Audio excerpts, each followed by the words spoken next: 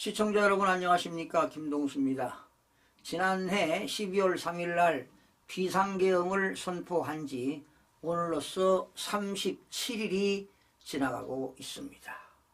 그런데 말이죠, 시간이 지나면 지날수록 윤석열 대통령이 왜 비상계엄을 선포했는지 그 이유를 알아가는 국민들이 갈수록 증가하고 있는 것 같습니다.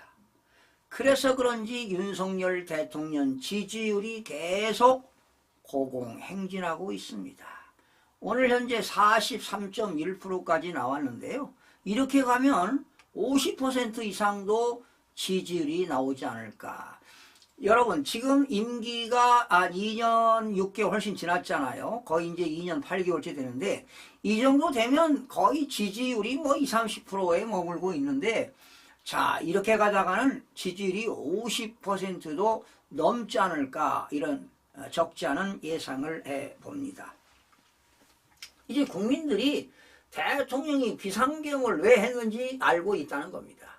젊은이들 인터뷰하는 거 보니까요, 거대 야당의 입법 폭주가 난무하다는 겁니다. 맞습니다. 입법 구태타를 하고 있어요. 그리고 대통령실에서 업무를 볼 수 없도록 특활비를 제로로 만들었어요. 경찰, 검찰 특활비를 제로로 만들었다니까요. 이게 예산을 폭주하는 거 아니겠습니까?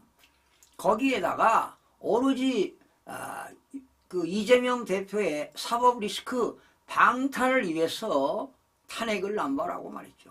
심지어 탄핵을 29번째 탄핵을 남발했습니다. 그래서 이렇게 집단으로 탄핵을 남발하니까 헌법재판소에서 탄핵 소추 이유가 부당하다.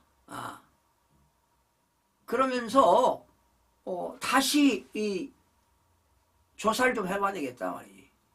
그러다 보니까 헌법재판관들이 기각을 시키거나 각하시켜야 되겠다, 이런 이야기가 나돌고 있는 겁니다. 그러니 탄핵소추 결의서가 말이죠, 엉망진창이라는 얘기 아니겠습니까? 엉터리라는 얘기 아니에요. 자, 그런데 요즘 들어서 여론조사 기간에 대통령 지지율이 올라가고요, 국민의힘도 지지율이 올라가지요. 그런데 오히려 더불당은 지금 지지율이 떨어지고 있습니다.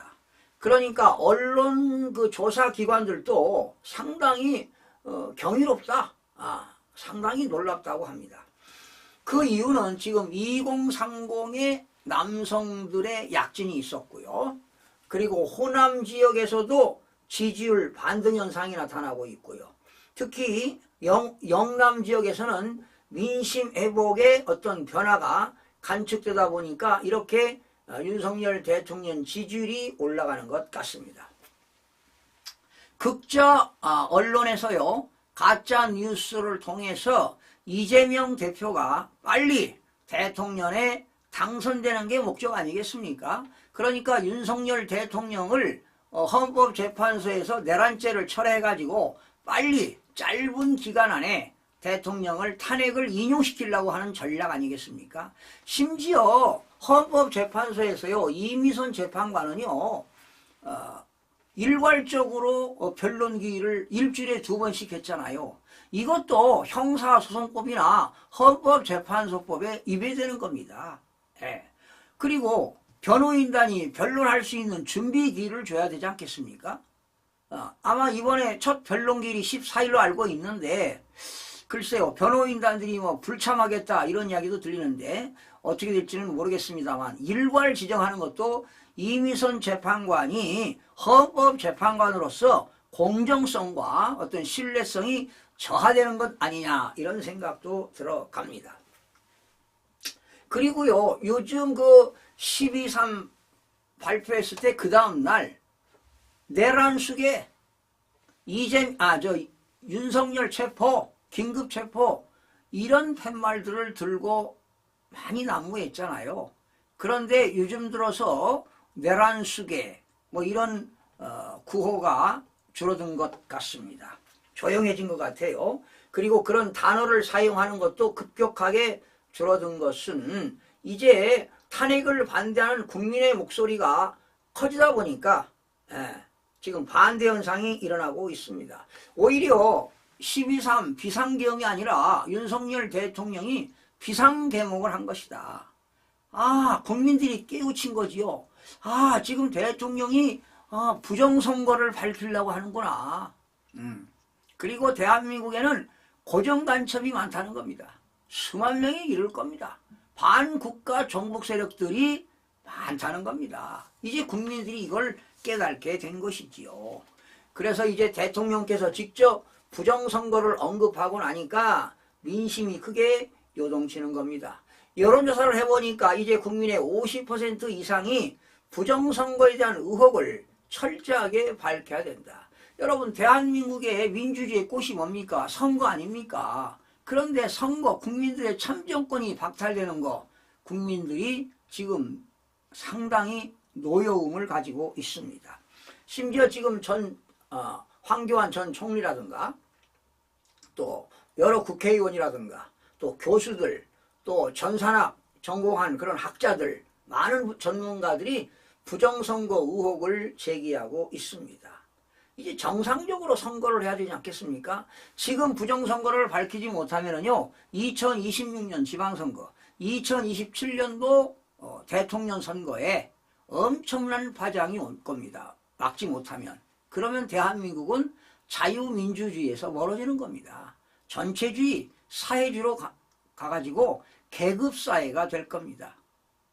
남조선 인민공화국이 될 거라고요. 얼마나 서글픈 얘기입니까, 여러분. 그리고 지금 대한민국의 반국가 세력들의 그런 실체가 지금 드러나고 있습니다. 그리고 오로지 이재명 한 사람을 위해서 방탄국회가 되고요. 탄핵국회가 됐어요. 이런 탄핵을 남발하는 것은 국민들이 용서를 하지 않을 것입니다. 그리고 지금 윤석열 대통령을 말이죠. 체포영장을 발부해서 긴급 체포하겠다. 이런 것들 다 민주당과 그리고 경찰, 공수처, 국가수사본부 다 사주설이 증폭되고 있습니다. 이렇다면 이것이 진정한 내란이 아니냐. 원래 공수처는요. 내란죄 수사권이 없습니다. 기소권도 없습니다. 여러분. 경찰만이 수사할 수 있는데 지금 공수처가 불법 수사하고 있고 불법으로 영장을 청구해서 영장을 남발하고 있습니다. 지금 국민적으로 의문이 커지고 있지 않습니까? 아마 13일 날 국가인권위원회에서 윤석열 대통령이 왜 비상계엄을 선포했으며 비상계엄에 관련된 이런 것들을 권고사항으로 아마 자료가 나올 겁니다. 상당히 국가인권위원회에서 만든 자료가 각 기관에 입법사법 행정부에 배포가 된다고 합니다. 상당한 기초가 주목되고 있는데요.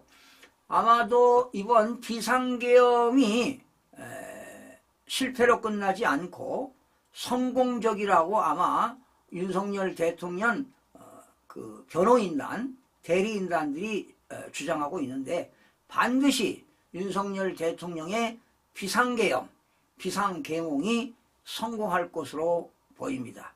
그리고 1월 20일 전후로 해서 부정선거 실체가 밝혀질 거라고 예상이 되는데요. 아마 이 더불당 애들은 지금 가짜로 당선된 의원들은 이게 불안한 겁니다. 이게 만천하에 드러나게 되면은 민주당은 해산해야 될 겁니다. 그리고 다시 선거해야 될 겁니다. 그래서 그 실체가 무서워서 지금 벌벌 떨고 있지 않나. 지금 상당히 이재명이는 초조와 불안감에 휩싸이고 있을 것이라고 봅니다. 시청해주신 여러분 고맙습니다.